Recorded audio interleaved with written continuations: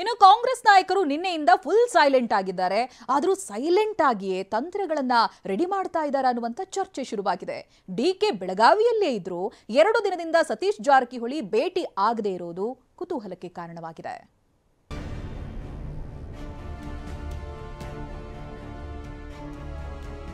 ಎಲ್ಲರೂ ಬಾಯಿ ಮುಚ್ಚಿಕೊಂಡು ಸುಮ್ಮನೆ ಕೆಲಸ ಮಾಡಬೇಕು. ನಮ್ಮ ಅಧ್ಯಕ್ಷರು ಹೇಳಿದ್ದಾರೆ ನೀವೆಲ್ಲ ಕೆಲಸ ಮಾಡಿ. ನಾವು ಪಕ್ಷದ ಶಿಸ್ತಿನ ವಿಚಾರದಾಗ ರಾಜ್ಯ ಕಾಂಗ್ರೆಸ್ನಲ್ಲಿ ಇನ್ನೂ ತಣ್ಣಗಾಗದ ಅಸಮಾಧಾನದ ಬೆಂಕಿ. ಖರ್ಗೆ ವಾರ್ನ್ ಬಳಿಕ ಸತೀಶ್ ಜಾರಕಿಹೊಳಿ ಸೈಲೆಂಟ್ ತಂತ್ರ ಬಿಟ್ಟಿಲ್ಲ. ಬದಲಾವಣೆ ಚರ್ಚೆಯಿಂದ ಹಿಂದೆ ಸರಿದಿಲ್ಲ. ಖರ್ಗೆ ಖಡಕ್ ವಾರ್ನಿಂಗ್ ಬಳಿಕವೂ ಕಾಂಗ್ರೆಸ್ನಲ್ಲಿ ಅಸಮಾಧಾನದ ಬೆಂಕಿ ಉರಿತಿದೆ. ಸೈಲೆಂಟ್ ಆಗಿದ್ರೂ ಮೌನವಾಗಿಯೇ ನಾಯಕರು ಅಸ್ತ್ರಗಳನ್ನ ರೆಡಿ ಮಾಡ್ತಿದ್ದಾರಾ ಎಂಬ ಪ್ರಶ್ನೆ ಮೂಡಿದೆ. ಯಾಕಂದ್ರೆ ಡಿಕೆ ವಾರ್ನಿಂಗ್ ಬಳಿಕ ಸೈಲೆಂಟ್ ಆಗಿರೋ ಸತೀಶ್ ಜಾರಕಿಹೊಳಿ ಡಿಸಿಎಂ ಡಿಕೆ ಶಿವಕುಮಾರ್ ಇಂದ ಅಂತರ ಕಾಯ್ದುಕೊಂಡಿದ್ದಾರೆ. 2 ದಿನಗಳಿಂದ ಡಿಸಿಎಂ ಡಿಕೆ ಶಿವಕುಮಾರ್ ಬೆಳಗಾವಿಯಲ್ಲೇ ಬೀಡು ಬಿಟ್ಟಿದ್ದಾರೆ. ಆದರೂ ಕೆಪಿಸಿಸಿ ಅಧ್ಯಕ್ಷರನ್ನ ಸಚಿವ ಸತೀಶ್ ಜಾರಕಿಹೊಳಿ ಭೇಟಿಯಾಗಿಲ್ಲ.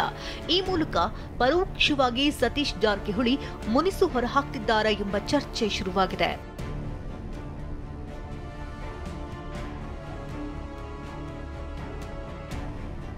ಇನ್ನು ನಿನ್ನೆಯಂತೆ ಇವತ್ತು ಕೂಡ ಕಾಂಗ್ರೆಸ್ ನಾಯಕರು ಗಪ್ಚುಪ್ ಆಗಿದ್ದು ಖರ್ಗೆ ಹೇಳಿದ್ದೇ ಸರಿ ಅಂತಿದ್ದಾರೆ. ಪಕ್ಷದ ಅಧ್ಯಕ್ಷ ಸ್ಥಾನ ಬದಲಾವಣೆ ವಿಚಾರ ಹೈಕಮಾಂಡ್ಗೆ ಬಿಟ್ಟಿದ್ದು, ಎಲ್ಲವನ್ನೂ ಹೈಕಮಾಂಡ್ ನಿರ್ಧಾರ ಮಾಡುತ್ತೆ ಅಂತ ಜಾರಿಕೊಳ್ತಿದ್ದಾರೆ. ನಾನು ರಾಜಕೀಯದ ಪ್ರಶ್ನೆಗಳಿಗೆ ಉತ್ತರ ಕೊಡೋದಿಲ್ಲ. ನಮ್ಮ ಅಧ್ಯಕ್ಷರು ಹೇಳಿದ್ದಾರೆ ನೀವೆಲ್ಲ ಕೆಲಸ ಮಾಡಿ ಅಂತೇಳಿ. ನಾವು ಮಾಡ್ತಲ್ಲ ಪಕ್ಷದ ಶಿಸ್ತಿನ ವಿಚಾರದಾಗ ಹೇಳ್ತಾರೆ. ಏನೇ ಚರ್ಚೆ ಆಗಿದೆ ಕಾಕೋಡೆ ಮಧ್ಯ ಆಗಬೇಕು, ನೀವು ಯಾಕೆ ಮಧ್ಯಾಹ್ನಕ್ಕೆ ಹೋಗ್ತೀವಿ, ಕೆಲವು ವಿಚಾರಗಳು ಇರ್ತವೆ. ತಪ್ಪಲ್ಲ, ಅವ್ರು ಹಿರಿಯರು, 50 ವರ್ಷ ಸುದೀರ್ಘ ಅನುಭವ ಇದೆ ಅವ್ರಿಗೆ. ನಮ್ಮ ವಯಸ್ಸು ಎಷ್ಟಾಗಿದೆ ಅಷ್ಟರವರೆಗೆ ರಾಜಕೀಯ ಅನುಭವ ಇದೆ. ಹೀಗಾಗಿ ಹಿರಿಯರು ಏನು ಹೇಳ್ತಾರೆ, ಹೇಳುವಂಥ ಹಕ್ಕು ACC ಅಧ್ಯಕ್ಷರು. ಸಿದ್ದರಾಮಯ್ಯ ಯಾವಾಗ ಬೇಕಾದರೂ ರಾಜೀನಾಮೆ ನೀಡಬಹುದು.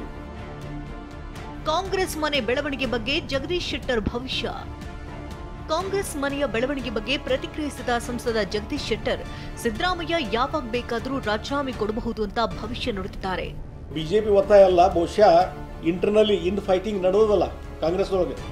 ಆ ಇನ್ ಫೈಟಿಂಗ್ದು ಸಹಿತಕ್ಕೆ ಅದ್ರದ್ದು ಇಫೆಕ್ಟ್ ಆಗತ್ತೆ. ಯಾವುದೇ ಸಂದರ್ಭದಲ್ಲಿ ಏನು ಬೇಕಾದರೂ ಆಗ್ಬೋದು.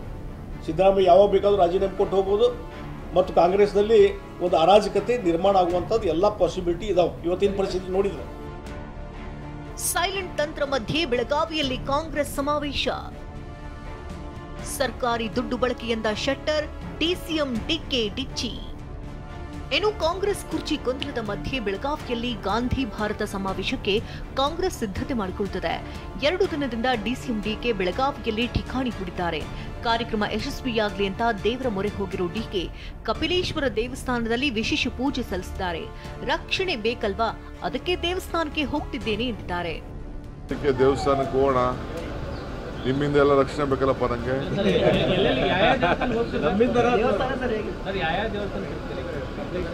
ಸದ್ಯಕ್ಕೆ ಈಗ ಈಶ್ವರನ ಭೇಟಿ ಮಾಡ್ಕೊಂಡು ಬರ್ತೀನಿ, ಆಮೇಲೆ ನಿಮ್ಮನ್ನು ಭೇಟಿ ಮಾಡೋಣ.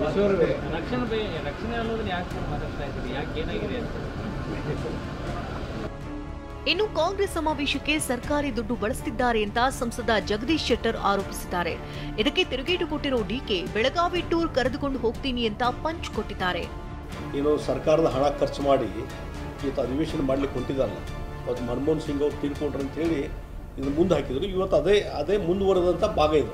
ಕಾಂಗ್ರೆಸ್ ಲೀಡರ್ಸು, ಮರಿ ಲೀಡರ್ಸು, ಯುವ ಲೀಡರ್ಸು ಅವ್ರದ್ದೆಲ್ಲ ನಾನು ಮಹಾತ್ಮ ಗಾಂಧೀಜಿ ಫೋಟೋ ಹುಡುಕ್ಬೇಕು. ನಾವು ಅಲ್ಲ ದುರ್ಬಿನ್ ಹಿಡ್ಕೊಂಡು ಹುಡುಕ್ಬೇಕು ಎಲ್ಲಿ ಮಹಾತ್ಮ ಗಾಂಧೀಜಿ ಅಂತೇಳಿ. ಸರ್ಕಾರದ ದುಡ್ಡು ಈಗ ಸರ್ಕಾರದ ದುಡ್ಡಿನ ಮೇಲೆ ಕಾಂಗ್ರೆಸ್ಸಿನ ಸಮಾವೇಶ ಮಾಡ್ಲಿಕ್ಕೆ ಕೊಟ್ಟಿದ್ದಾರೆ. ಅವ್ರು ಬಂದರೆ ಬೆಳಗಾವಿ ಒಂದು ಟೂರ್ ಕರ್ಕೊಂಡು ಹೋಗ್ತೀನಿ, ಅವ್ರಿಗೆ ಟೂರ್ ಕರ್ಕೊಂಡು ಹೋಗ್ತೀನಿ. ಅವರು ಆಡಿದಂಥ ನುಡಿಮುತ್ತುಗಳನ್ನು BJPಲಿ ಬಿಟ್ಟು ಬಂದಾಗ, ಕಾಂಗ್ರೆಸ್ ಸೇರಿಕೊಂಡಾಗ ಆಡಿದಂಥ ನುಡಿಮುತ್ತುಗಳನ್ನ ನೆನಪು ಮಾಡ್ಕೊಳ್ಳಿ. ಸೊ ಎಲ್ಲೆಲ್ಲಿ ಏನೇನು ಮಾಡಿದ್ದೀವಿ ಅಂತ ಅವರು ನಮ್ಮ ಲೋಕಸಭಾ ಸದಸ್ಯರು, ಗೌರವಾನ್ವಿತ ಸದಸ್ಯರು, ಅವ್ರು ಬಂದರೆ ನಾನೇ ಭಾಳ ಗೌರವದಿಂದ ಅವ್ರಿಗೆ ಎಲ್ಲ ಕಡೆನೂ ಟೂರ್ ಕರ್ತೀನಿ. ಅದೇನೇ ಇರಲಿ, ಕಾಂಗ್ರೆಸ್ ಮನೆಯ ಕಿತ್ತಾಟಕ್ಕೆ ತಾತ್ಕಾಲಿಕ ಬ್ರೇಕ್ ಅಂತೂ ಬಿದ್ದಿದೆ. ಬೆಳಗಾವಿಯಲ್ಲಿ ನಡೆಯುವ ಸಮಾವೇಶದಲ್ಲಿ ಎಲ್ಲಾ ನಾಯಕರು ಒಟ್ಟಾಗಿ ಶಕ್ತಿ ಪ್ರದರ್ಶನ ಮಾಡ್ತಾರಾ ಅಥವಾ ಮುನಿಸು ಮುಂದುವರೆದು ಸಂದೇಶ ರವಾನಿಸ್ತಾರಾ ಅನ್ನೋದನ್ನ ಕಾದು ನೋಡಬೇಕಿದೆ. Bureau report TV9.